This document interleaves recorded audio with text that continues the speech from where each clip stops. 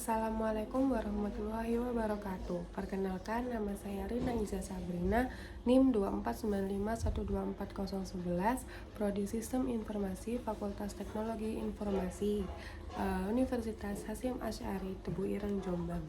Di sini saya akan mendemonstrasikan mata kuliah ERP berbasis sistem ODO yang telah kami pelajari selama mata kuliah di semester ini berlangsung.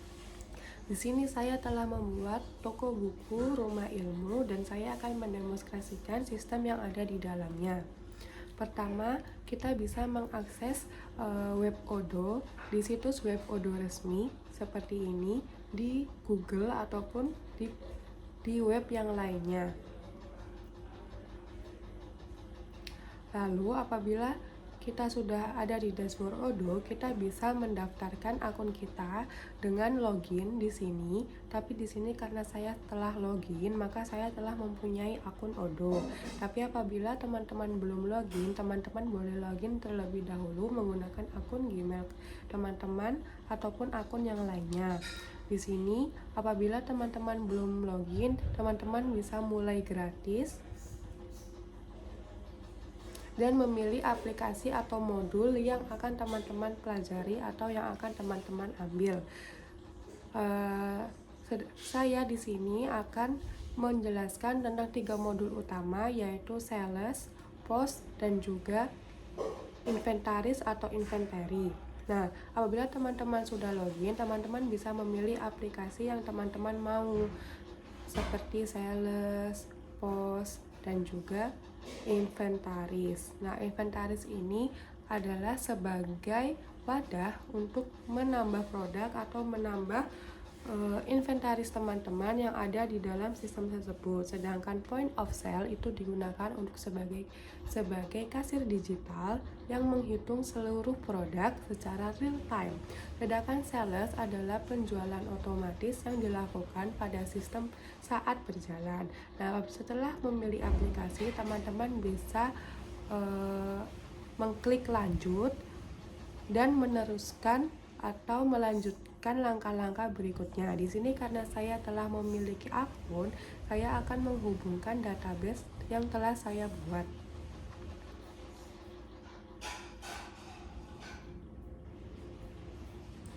Nah, di sini saya telah membuat beberapa database, yaitu Rumah Ilmu dan toko buku Rumah Ilmu. Apabila teman-teman ingin menambah database atau menambah sistem yang lain, teman-teman bisa mengklik buat. Nah, di sini saya akan menghubungkan dengan Rumah Ilmu yang telah saya buat. Nah, setelah kita menghubungkan database yang kita punya, kita akan disajikan dengan dashboard Odo yang memiliki beberapa modul yang telah kita pilih, seperti diskusi, penjualan atau sales, dashboard, point of sale atau pos, penagihan, stok persediaan atau inventory, ada barcode, ada aplikasi, dan pengaturan.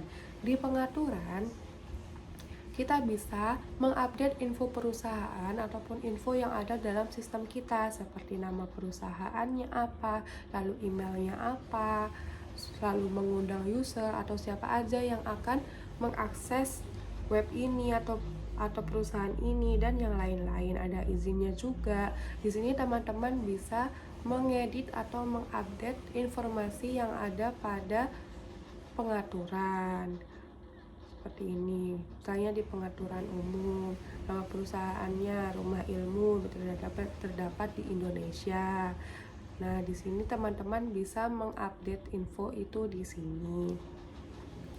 Lalu di aplikasi ini, teman-teman bisa menambah fitur aplikasi yang belum terinstal, seperti misalnya teman-teman mau menambah atau mau membuat website tentang toko ini, atau membuat pemasaran email, dan yang lain-lain. Nah, di sini seperti yang saya jelaskan tadi, saya hanya memilih 3 modul utama, yaitu inventaris, point of sale, dan juga sales. Nah, selanjutnya saya akan menjelaskan tentang stok persediaan atau inventaris.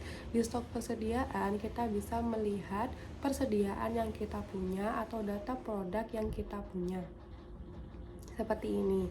Di sini saya telah menambahkan beberapa produk seperti Barago fi Ilmi Bayan, Tamrinul Lugha, Munjid, Dictionary, Bidayatul Mustahid, buku Adian, Oxford Dictionary, dan lain-lain. Di sini teman-teman bisa menambah produk yang teman-teman inginkan. Bagaimana caranya? Dengan mengklik baru, lalu teman-teman bisa menambahkan foto atau barang yang akan teman-teman jual. Misalnya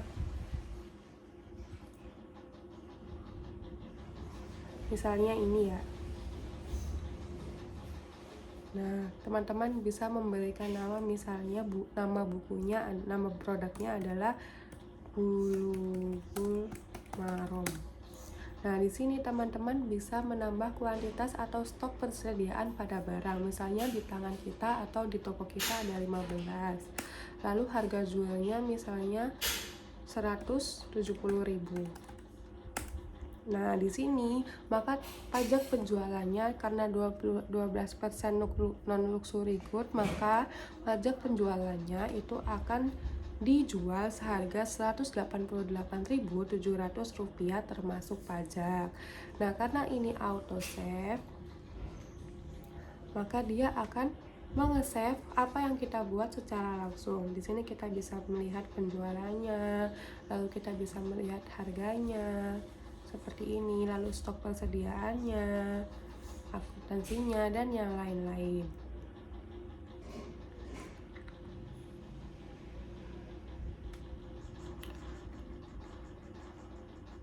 Nah, di sini sudah tertambah produk yang kita tambah tadi, yaitu Bulughul Maram, stok persediaannya 15.000. Lalu saya akan menjelaskan tentang sales atau penjualan.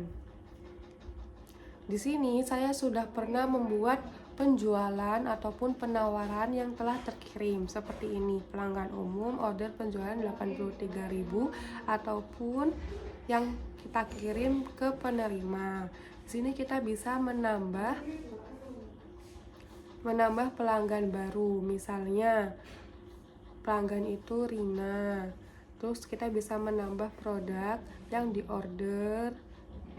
Ini apabila kita memiliki orderan bersistem online ataupun yang barang-barang yang perlu dikirim, kita bisa menambah produk tersebut.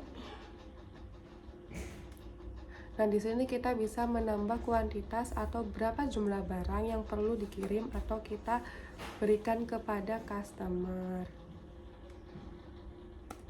Di sini maka terlihat autosave atau sistem akan langsung menjumlahkan atau mentotal barang yang telah kita tambahkan.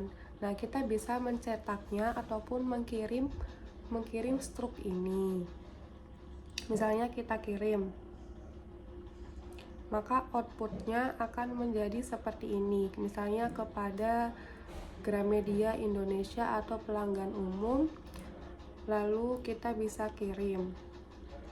Di sini kita akan mendapatkan atau customer akan mendapatkan invoice berupa PDF yang akan terkirim ke email mereka. Nah, kita juga bisa mencetak struk tersebut dalam output berupa PDF. Lalu kita bisa melihat bagaimana sih output yang terjadi. Di sini output yang terjadi seperti ini. Setelah itu saya akan mendemonstrasikan point of sale atau POS. Di point of sale kita bisa membuka kasir secara real time.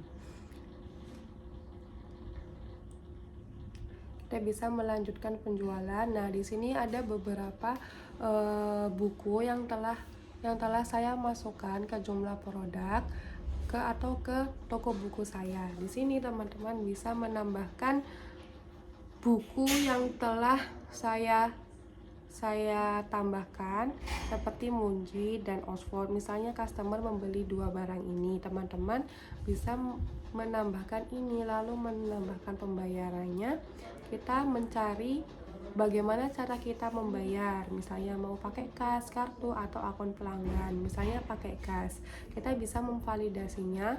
Nah, di sini akan ditotal secara langsung dan eh, dihitung dengan sangat tepat. Lalu kita bisa memvalidasi sehingga akan terdapat output seperti ini.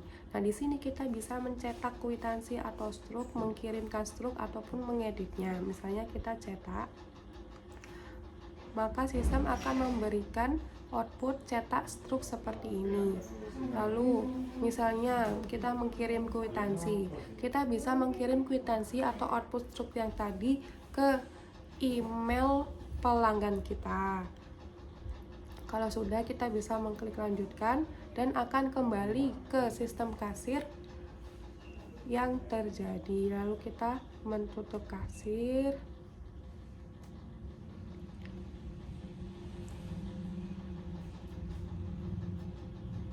Oke.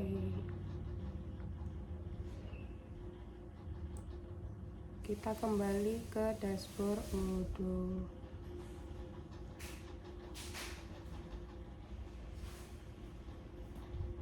Nah, di point of sale ini kita bisa melihat laporan yang terjadi selama penjualan atau selama sistem berlangsung dan dibuka.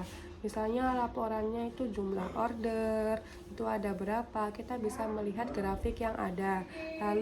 Lalu detail penjualannya, misalnya ada berapa, itu kita bisa melihat secara real time di setiap harinya.